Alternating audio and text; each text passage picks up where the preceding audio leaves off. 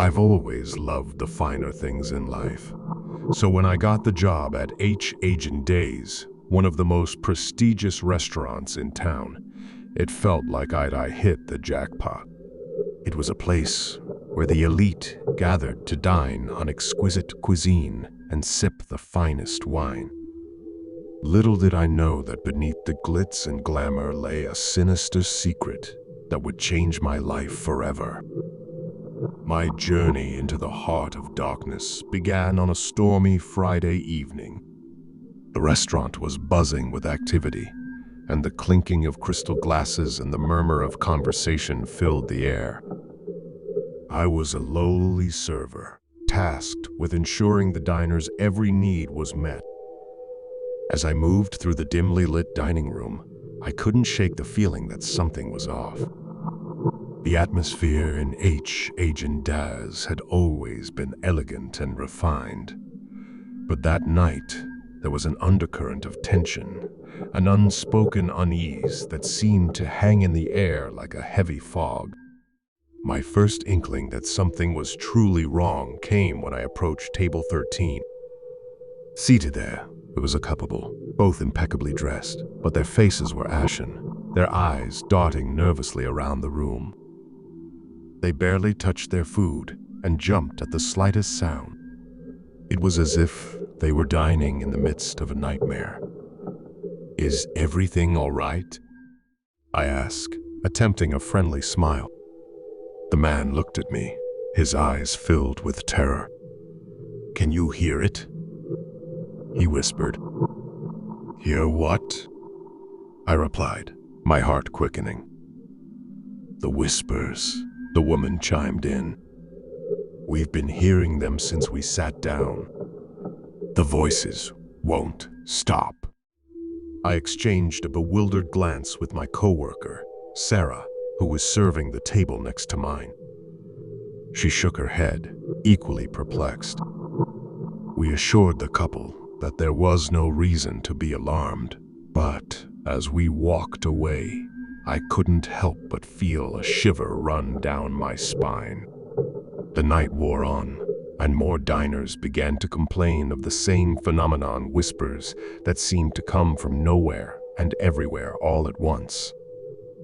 It wasn't long before the tension in the restaurant reached a fever pitch. Some patrons demanded to leave, while others huddled together, trying to drown out the unsettling voices with their own laughter and conversation. I confided in Sarah during a lull in our duties. "Something's not right here," I said, my voice barely above a whisper. "I've worked here for months, and I've never experienced anything like this." Sarah nodded, her eyes wide with fear. "I thought it was just me, but it's getting worse. I can't shake the feeling that we're not alone in here."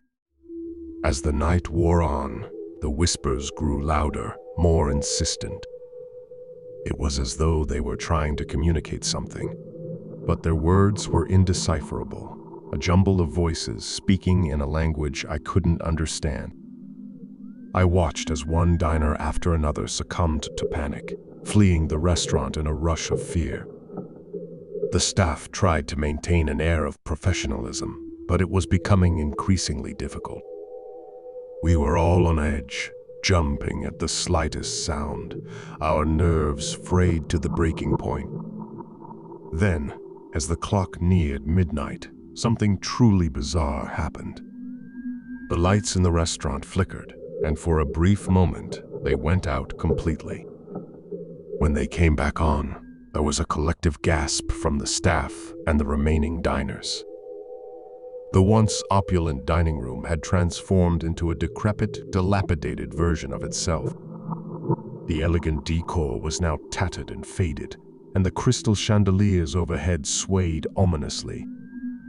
It was as though we had stepped into another world, a world where time had forgotten Häagen-Dazs and left it to rot. The diners, now a mere handful, were in a state of shock.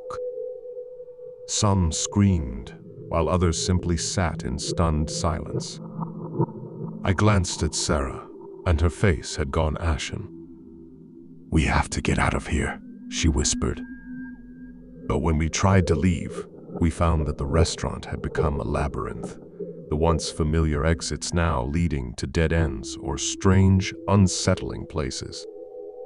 It was as though Häagen-Dazs had trapped us inside, and there was no way out. As the night wore on, the whispers grew more frantic, more desperate. They seemed to be pleading with us, begging for something, but their words remained unintelligible. I couldn't help but wonder if the voices were connected to the strange transformation of the restaurant. Had Häagen-Dazs somehow come alive, its very soul corrupted by an unseen force? My mind was racing with questions, but there was no time for answers. The atmosphere inside the restaurant had grown suffocating, and the sense of impending doom was overwhelming. It was as though the very walls were closing in on us, and I feared that we would never escape. Then, just when I thought things couldn't get any stranger, I saw him, the man from table 13. He was standing in the corner of the dining room, his eyes wide with terror. "Help us," he pleaded, his voice barely audible over the cacophony of whispers. I approached him cautiously. "What's going on here?" I asked. He shook his head, tears streaming down his face. "We're trapped in this nightmare. It won't let us go. We've been here for years, maybe even centuries." I couldn't believe what I was hearing. It was as though time itself had fractured within the walls of Häagen-Dazs, trapping those who had entered its twisted reality. I looked around at the few remaining diners and realized that they too were trapped souls, lost in a never-ending nightmare. Desperation gnawed at my insides, but I couldn't give in to despair. I had to find a way out, not just for myself, but for all those who had been ensnared by this malevolent force. I approached the man from table 13 once more, determined to uncover the truth. "Tell me everything," I urged him. "How did you end up here? What do these whispers mean?" He hesitated for a moment, as though gathering his thoughts. "We were drawn to this place, like moths to a flame. It promised us everything we ever desired: wealth, power, eternal youth. But there was a price, a terrible price. We became prisoners of our own desires, trapped within this nightmarish realm."